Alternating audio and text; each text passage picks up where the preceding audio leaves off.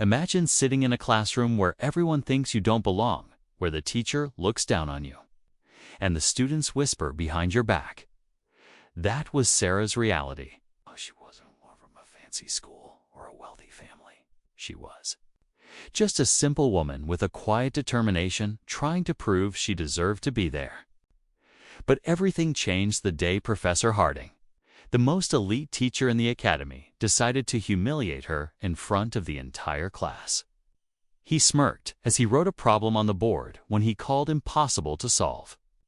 It was a test, meant to break her, to make her admit defeat.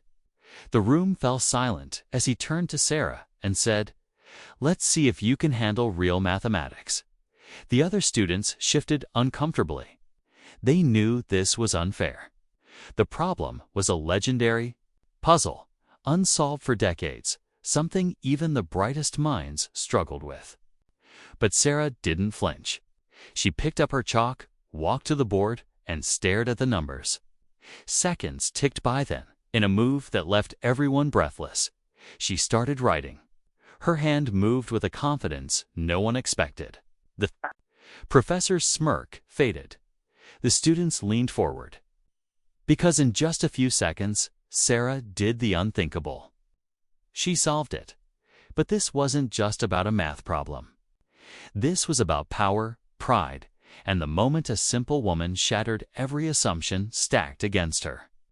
And as the class erupted in shock, one question hung in the air: what would the professor do next? The classroom buzzed with murmurs as Sarah stepped back from the board, her solution staring back at them in flawless equations. Professor Harding's face darkened. His carefully crafted lesson had just unraveled in front of everyone. He had expected her to freeze, to stammer out an apology, maybe even walk out in shame. But this was impossible. His fingers tightened around his notes as he scanned her work, searching for a mistake, anything to prove she was wrong. But the numbers didn't lie. Sarah had always been invisible in his class, just another face in the back row, scribbling notes while the so-called geniuses dominated discussions. No one knew how many nights she'd spent hunched over textbooks, teaching herself what the academy never bothered to explain. She wasn't there to impress anyone. She just loved the quiet beauty of math, the way numbers could unlock secrets of the universe. But today, the universe had other plans. The other students exchanged glances. Some looked impressed. Others, especially those who had laughed at her before, shifted uncomfortably in their seats. A few even snapped pictures of the board, as if they needed proof of what just happened. Meanwhile, Professor Harding's silence stretched too long, too heavy. His authority was crumbling, and everyone could feel it. Then, with a slow, deliberate breath, he finally spoke. "Interesting approach," he said, his voice tight. "But let's see if you can explain it." His eyes locked onto hers, challenging, testing.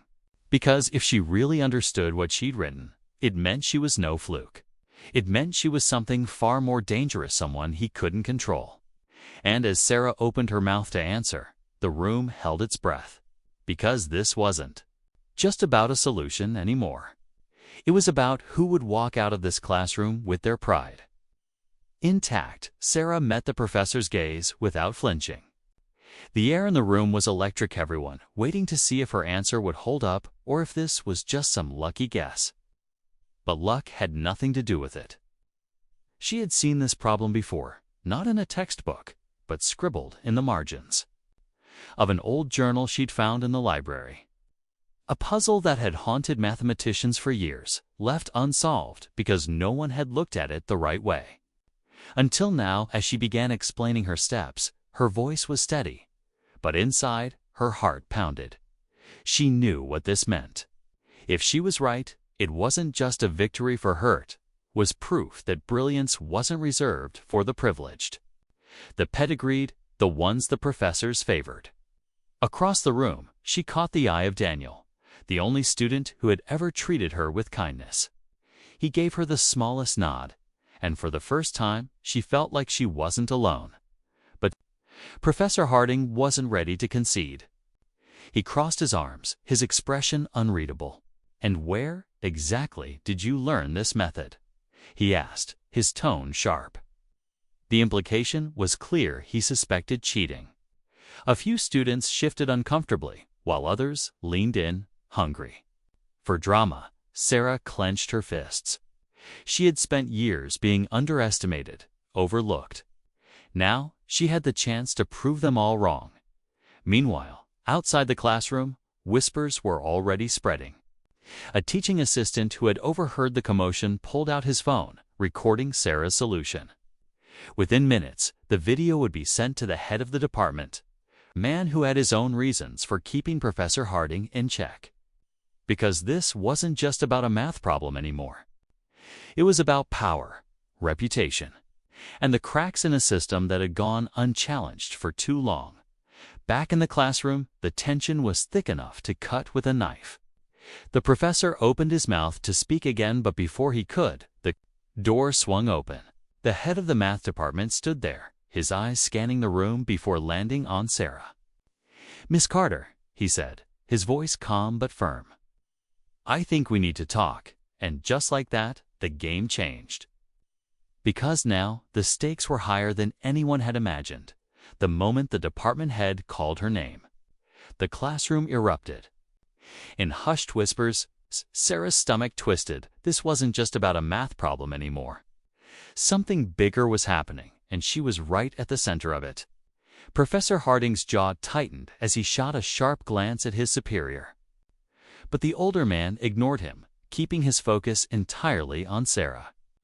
"Come with me," the department head said, stepping aside to let her pass.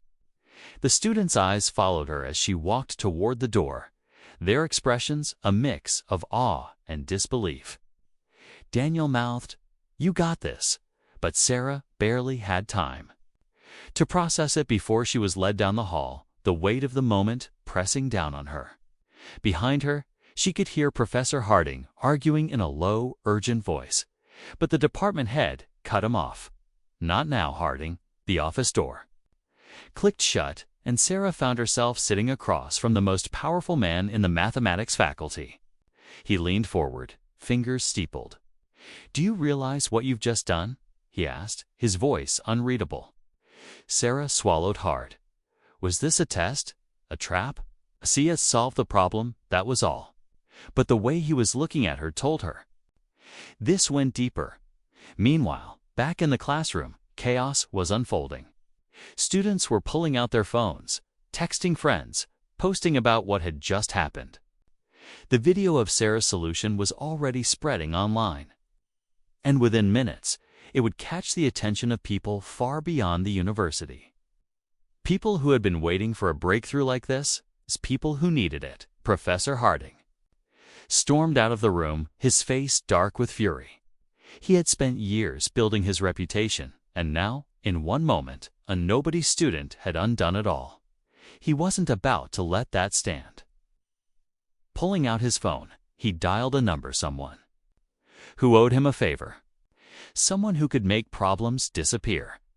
Back in the office, the department head slid a piece of paper across the desk. It was a name, a famous mathematician who had been working on this very problem for decades. "He's flying in tonight," the older man said quietly. "He wants to meet you."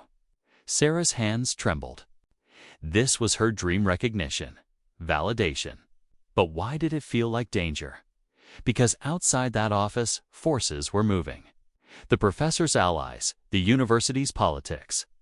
The shadowy figures who didn't want this solution to see the light, and Sarah. She was just one person, standing in the middle of it all, realizing too late that solving the problem was only the beginning. The real challenge? Surviving what came next. Sarah stared at the name on the paper, her pulse racing. This mathematician wasn't just famous, he was legendary. Meeting him could change everything. But before she could process what this meant, the department head's phone buzzed violently on the desk. His face went pale as he read the message. "There's been a development," he said slowly, choosing his words with obvious care.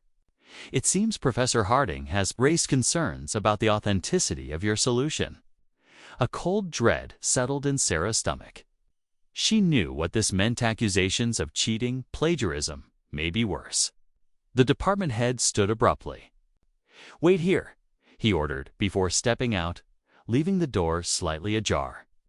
Through the gap, Sarah caught fragments of a heated argument in the hallway. ... Completely unprofessional. ... Student single quotes as future at stake. ... Then a new voice, sharp and unfamiliar. This goes beyond academic integrity. Her hands clenched into fists. This wasn't just about pride anymore.